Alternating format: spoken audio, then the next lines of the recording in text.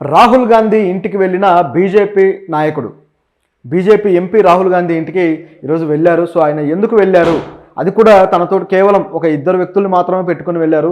పార్టీకి సంబంధించిన ఏ విషయాలు కూడా ఎవరు కూడా అధికారికంగా ఆయనతో పాటు లేరు. కేవలం ఆ ఎంపీ అలాగే ఆయన సహచరులు వీళ్ళు మాత్రమే కలిసి రాహుల్ గాంధీ ఇంటికి వెళ్ళారు. ఎందుకు వెళ్ళారంటే ఇదేదో కొద్దిగా డిఫరెంట్గా కనిపిస్తుంది. నిజానికి ఆ ఎంపీ ఎవరంటే తెలంగాణ నుంచి ఉన్న ఎంపీ రఘునందన్ రావు గారు. సో ఆయన పార్లమెంట్లో ఎంపీగా ఉన్నారు. సో ప్రతిపక్ష నేత రాహుల్ గాంధీ గారిని కలవాలని, అది కూడా పర్సనల్గా కలవాలని ఆయన ఎందుకు అనుకున్నాడు? బీజేపీలో జరగరానిది ఏదన్నా జరుగుతుందా? సంథింగ్ ఈజ్ ఫిషీ అన్నట్టుంది చూస్తుంటే. అయితే దీని వెనక విషయం ఏంటని మనం మాట్లాడదాం. రాహుల్ గాంధీ గారు రాయ్బరేలీలో ఉన్న తన నివాసం ఉంది కదా, సో ఆ నివాసంలో ఉంటారని చెప్పేసి రఘునందన్ రావు గారు అక్కడికి బయలుదేరి వెళ్ళారు. అయితే ఆయన వెళ్తూ వెళ్తూ బ్లిట్జ్ అనే ఒక మ్యాగజైన్కి సంబంధించిన ప్రతులు పట్టుకొని వెళ్ళారు. ఆ లోపలికి వెళ్ళడానికి అట్లా అనుమతి కోరితే అక్కడ వాచ్మెన్ వాళ్ళు అసలు ఎందుకు వస్తున్నారు ఏంటి అని కనుక్కుంటే నేను ఇట్లా ఆయన కలవాలి, అట్లాగే బ్లిట్జ్ మ్యాగజైన్ ప్రతులు ఆయనకి ఇవ్వాలి అని చెప్పేసి అన్నారట.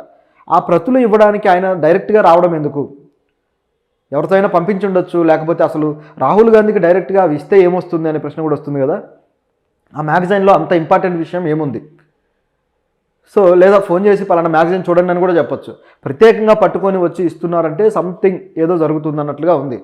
అయితే ఆ వాచ్మెన్ వాళ్ళు ఏం చేశారంటే సరే ఇన్ఫర్మేషన్ లోపలికి పాస్ చేశారు.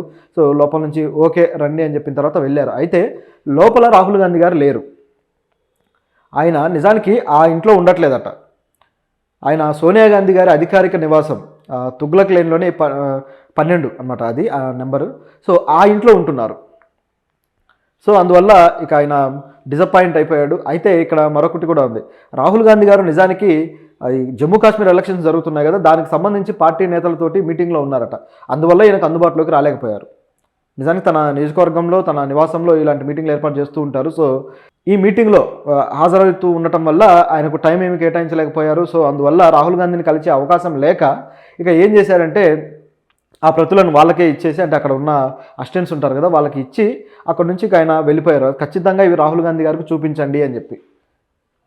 అయితే వాటిల్లో ఏముంది, ఏ విషయం ఉంటే ఆయన ఈ విధంగా అంటారు అని చెప్పేసి గమనించి చూస్తే ఆ బ్లిట్జ్ అనే పత్రికలో కొద్ది రోజుల క్రితం ఒక ఆర్టికల్ వచ్చింది. ఆర్టికల్లో ఏముందంటే రాహుల్ గాంధీ బీఫ్ని చాలా ఇష్టంగా తింటాడు, అసలు ఆయన హిందువు కూడా కాదేమో, ఆ హిందూ అని మేము భావించడం లేదు, ఎందుకంటే ఆయన సహచరుడు ఆయన స్నేహితులు ఈ విధంగా ఉన్నారు అని చెప్పేసి, అంటే వాళ్ళ అభిప్రాయాలు, స్నేహితుల అభిప్రాయాలు లేదా స్నేహితులకు తెలిసిన నిజాలు ఏవో అవన్నీ కలిపేసి వీళ్ళు ఒక ఆర్టికల్ రాశారు. దాంతోపాటు రాహుల్ గాంధీకి 3 గర్ల్ ఫ్రెండ్స్ ఉన్నారని, అలాగే పిల్లలు ఉన్నారని కూడా రకరకాల వార్తలు అయితే ఈ మధ్య సోషల్ మీడియాలో వైరల్ అయ్యాయి కదా, అటువంటి వార్తలన్నీ పెట్టుకుని ఆర్టికల్ రాశారు. అంటే ఈ బ్లిట్జ్ అనే పత్రిక ఏం చేస్తుంది? బ్లీచింగ్ చల్లినట్టు చల్లుతుందా? అసలు ఏంటి ఆ పత్రిక ఏం చెప్పదలుచుకుంది అనే ప్రశ్న అయితే వస్తుంది. ఎందుకంటే రాహుల్ గాంధీ హిందువా, ముస్లిమా, లేకపోతే క్రిస్టియనా, ఏదైతే ఆ పత్రికకి ఎందుకు? ఆయన ఏదో ఒక మతం వాడు, అసలు ఏ మతాన్ని నమ్మడు. దేశానికి ఏమన్నా కొంపలు మునుగుతాయా? జీడిపి ఏమన్నా పడిపోద్దా? ఎకానమీ ఏమన్నా పడిపోతుందా? రాహుల్ గాంధీ ఏ మతాన్ని నమ్మకపోతే వచ్చే సమస్య ఏంటి? లేదా పలానా మతం వాడే పీఎంగా ఉండాలని చెప్పేసి రాజ్యాంగంలో ఏమన్నా రాసిందా? లేదా ఈ పత్రిక కోరుకుంటుందా ఆ విధంగా? అంటే ఒక పనికి మాలిన వార్తను ఒకదాన్ని తీసుకొని రాహుల్ గాంధీ మీద బురద చల్లడానికి కోసం రాసిన ఒక వార్తలాగా ఉంది. ఆయన బీఫ్ని ఇష్టంగా తింటాడన్నా అది ఆయన వ్యక్తిగత విషయం. ఆయనకు తింటే మీకు వచ్చే నష్టం ఏంటి? అంటే హిందువులు బీఫ్ తినరు కాబట్టి, ఆయన తింటాడు కాబట్టి ఈ విధంగా రాహుల్ గాంధీ హిందూ కాదు అని డిక్లేర్ చేయడానికి ఆ పత్రిక పని కట్టుకొని చేస్తుందన్నమాట. అఫ్కోర్స్ ఆయన హిందువో కాదో ఆయన ఆల్రెడీ అనేక సార్లు చెప్పారు, నేను హిందూనే, శివుణ్ణి పూజిస్తానన్నాడు. అనేక విధాలుగా ఆయన ప్రకటించుకున్నాడు తన గురించి. తనకంటూ కొన్ని ఆహార అలవాట్లు ఉంటాయి. అవతల వాడి ఆహార అలవాట్ల మీద కామెంట్లు చేసి నువ్వు ఇదే తినాలి, ఇది తినకూడదు, ఇలాగే బట్టలు కట్టుకోవాలి, ఇలా ఉండకూడదు, ఇదే సంస్కృతి పాటించాలి, నేను నమ్మిన దేవుణ్ణే నువ్వు నమ్మాలి, నేను పూజించిన విధానంలోనే నువ్వు పూజించాలి అని చెప్పేసి అవతల వ్యక్తి మీద ఇదంతా తీవ్రవాద భావజాలం అనమాట. అవతల వ్యక్తి మనకు నచ్చినట్టు ఉండాలని మనం కోరుకోవటం, ఒక మోనార్క్ స్టైల్. ఇటువంటి భావజాలము కొన్ని పార్టీలు నడిపిస్తూ ఉంటే ఆ పార్టీకి సంబంధించిన వ్యక్తులు కూడా మత ప్రభావంలో పడిపోయి ఈ విధమైన అత్యుత్సాహ భావజాలం నేర్చుకున్నారు, అతివాద భావజాలం. దాన్నే ఇలాంటి పత్రికలు కూడా మోస్తూ ఉన్నాయన్నమాట. వీళ్ళకి కావాల్సింది ఏంటంటే పైన ఉన్న వాళ్ళు భుజం తట్టాలి. వీళ్ళ భుజం తట్టి భలే రాశారు మీరు, రాహుల్ గాంధీ పరువు బజార్కి ఇచ్చారు అని చెప్పి మెచ్చుకోవాలన్నమాట. అటువంటి దానికోసం ఈ పత్రిక ఈ విధంగా రాసినట్టు కనిపిస్తుంది. దీన్ని తీసుకువెళ్ళి రఘునందన్ గారు రాహుల్ గాంధీకి చూపించి నిలదీయాలనుకున్నాడు. ఆ పత్రిక అంత మేధావి, ఈ వెళ్ళిన ఆయన అంతే మేధావి. వెళ్ళి చూపించి మీరు ఎందుకు ఈ విధంగా బీఫ్ తింటున్నారా, ఈ పత్రిక వాళ్ళు ఇలా చెప్పారని అడుగుతాడట. అందుకోసం ఆయన వెళ్ళాడట. సో ఎలా ఉంది అంటే దేశంలో ఇన్ని రకాల సమస్యలు జరుగుతుంటే దాని గురించి దిగులు లేదు. కోల్కతా ఇష్యూ మీద బీజేపీ నుంచి ఒక మనిషి మాట్లాడిన పాపన పోవట్ల. మన తెలంగాణ మంత్రులు ఎంతమంది లేరు మరి, వీళ్ళెవరు మాట్లాడలేదు కోల్కతా ఇష్యూ ఇంత అన్యాయం జరుగుతూ ఉంటే మహిళలకి. దాని మీద దిగులు లేదు. కానీ రాహుల్ గాంధీ బీఫ్ తినే దాని మీద మాత్రం ఈయనకు అసలు దేశభక్తి పొంగిపోయింది. వచ్చేసి ఇక అడిగేద్దాం, రాహుల్ గాంధీని కడిగేద్దాం, దేశాన్ని మార్చేద్దాం అన్నట్టు. అంటే ఆయన బీఫ్ తింటాం మానేస్తే ఇండియా అమెరికా అయిపోద్దా? అది ఆయన వ్యక్తిగత విషయము. పైగా దాన్ని నిషేధిస్తూ చట్టాలు ఏం లేవు కదా, అన్ని చోట్ల లేవు, ప్రాంతీయంగా కొన్ని చోట్ల ఉన్నాయి. సో ఎవడి తిండి ఏం తింటే మీకు ఎందుకు, ఎవడి బట్ట ఏం కట్టుకుంటే, ఎవరు ఏ దేవుణ్ణి కొలిస్తే మీకు ఎందుకు?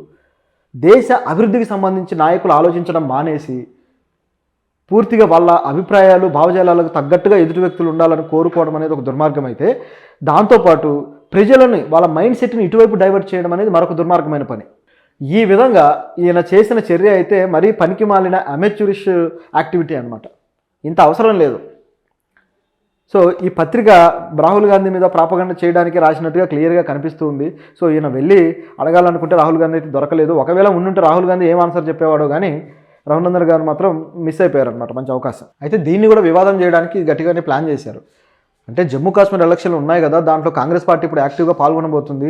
జమ్మూ కాశ్మీర్లో బీజేపీ కూడా రావాలనే పట్టుదలతో ఉంది. అసలు జమ్మూ కాశ్మీర్లో బీజేపీ సీఎం రావడం అనేది నిజానికి ఒక ఆశ్చర్యకరమైన విషయమే. ఎందుకంటే అక్కడ జనాభా దామాష ప్రకారం చూసుకుంటే జమ్మూ వ్యాలీలో, కాశ్మీర్ వ్యాలీలో వచ్చేసి పూర్తిగా ముస్లింల డామినేషన్ ఎక్కువగా ఉంటుంది, జమ్మూలో వచ్చేసి హిందువుల డామినేషన్ ఎక్కువగా ఉంటుంది. సో రెండు వేరువేరుగా కనిపిస్తూ ఉంటాయన్నమాట. కాబట్టి జమ్మూలో బీజేపీ నుంచి నాయకులు ఉన్నారు, కానీ ఇటువైపు కాంగ్రెస్ పార్టీకి తక్కువగానే ఉంది. అయితే మిగతా వ్యాలీ ప్రాంతంలో ఆల్రెడీ ఈ ముస్లిం ఏదైతే మతతత్వ రాజకీయం అనేది నడుస్తూనే ఉంది. కశ్మీర్కి ప్రత్యేక రాష్ట్ర ప్రతిపత్తి ఏదైతే ఉందో దాన్ని పునరుద్ధరిస్తాము అని చెప్పేసి ఆయన కూడా స్టేట్మెంట్ ఇచ్చాడు.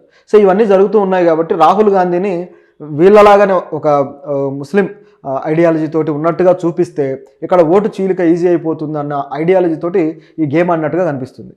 ఎందుకంటే నెక్స్ట్ ఎలక్షన్ క్యాంపెయినింగ్ అంతా అక్కడే జరగబోతుంది. కాబట్టి రఘునందన్ గారి మొత్తం ఓవరాల్గా బీజేపీ వాళ్ళ స్కెచ్ ఈ విధంగా కనిపిస్తూ ఉంది. ఇంకా మతము బీఫ్ ఇక్కడే ఉన్నారు వీళ్ళు. కొద్దిగా